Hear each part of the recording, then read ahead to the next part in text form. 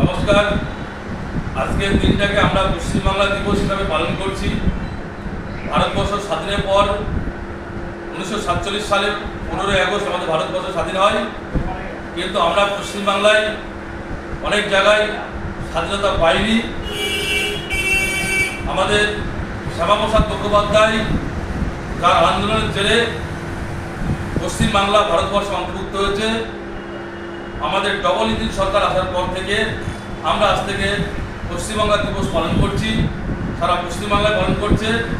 এবং এই মহান ব্যক্তিটার জন্য আমরা বাঙালিরা ভারতবর্ষের মধ্যে যুক্ত হয়েছি।